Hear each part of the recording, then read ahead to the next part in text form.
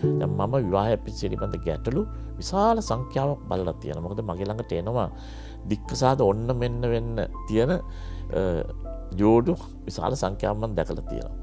මම කියන්නම් ඔබට මගේ ප්‍රායෝගික අත්දැකීම් වලින් ඇයි මේ විවාහය හුඟක් අසාර්ථක වෙන්නේ. හැබැයි මෙතෙන්දි වැදගත් දෙයක් කියන්න ඕන නිල්බිනි. විවාහ වෙන්න අවශ්‍යම කියලා දෙයක් නැහැ. ඒක ඔබේ කැමැත්ත. නේ? නමුත් හුඟක් වෙලාවට අපේ සංස්කෘතික බලපෑම නිසා කෙනෙක් විවාහ වෙන්නේ කෙනෙක්ගේ කැමැත්ත නිසා.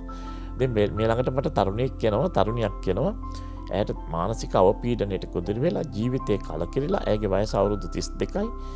ඇය හොඳ රැකියාවක් කරන රාජ්‍ය ආයතනයක. ඇයි මේ පීඩනයට ලක් වෙලා තියෙන්නේ? කට්ටිය හම්බුනාම ඔයා කවදද බඳින්නේ?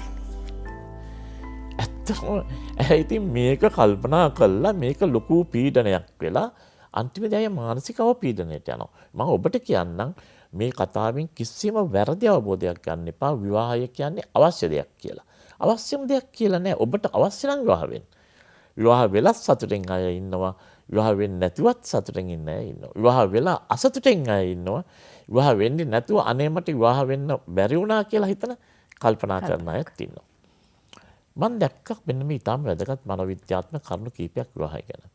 විවාහයක් සාර්ථක කරගන්න බැරි වීමට හේතු වෙන එකක් තමයි කමිට්මන්ට්. ඒකට කැපවීමක් තියෙන්න ඕන. යම් කැපවීමක් නැත්තම් මේක මොකද දෙන්නෙක් එකට ඉන්න ඕන කියලා කොහෙවත් ලියලා නැහැ නිල්මිනි. නමුත් දෙන්නෙක් එකට ඉන්නවා කියන සම්පූර්ණ අදහස් විවිධ අදහස් තියෙන දෙන්නෙක්. මේ ඔබ විශ්වාස කරන සමහර අය කියනෝනේ මේ අදහස් ගැලපෙන්න ඕන කියන විවාහ වෙන්න මහ පට්ට බොරුවක් ඒක. කිසිම මේ ලෝකේ කිසිම දෙන්නෙක් අදහස් වලින් සමාන වෙන්නේ නැහැ. මම නෙවෙයි ඔබ නෙවෙයි මම. Human personality is unique. එතන නෙවෙයි මම කියන්නේ කැපවීමක්. මම සරල උදාහරණයක් කියන්නම්. මගේ ළඟට එනවා අපි හිතමු නිර්මලා කියලා. නිර්මලා එනවා ඇගේ ස්වාමියාත් එක්ක ගෙදර නිතරම රණ්ඩු. නිර්මලා මෙහෙම කියනවා. මම එක උදාහරණයක් කියන්නම් ડોක්ටර්. මට බබෙක් ඉන්නවා අවුරුදු 2යි. බබා හොඳටම සනීප නැති වුණා දවසක්. උදේ පාන්දර කැස්ස හැම්බිරිසාව. ඉතින් මම කිව්වා මගේ හස්බන්ඩ්ට බොහෝ බැංකුවක වැඩ කරන්නේ. මං කිව්වා මාත් එක්ක එන්න උදේට බෙහෙත් ගන්න යන බබාට හොඳටම අමාරුයි. අනේ ඔයා හාෆ් ඩේ එකක් දාලා එන්න. ඔහු කියනවා අපෝ බෑ මට අද බැංකුවේ හරියට වැඩ.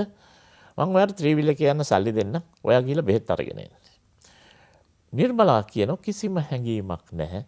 මගේ මම මෙච්චර වැඩ කරනවා කියලා හැඟීමක් නැහැ. මගේ දරුවා කියලාවත් හැඟීමක් නැහැ. යට ගානක් නැහැ.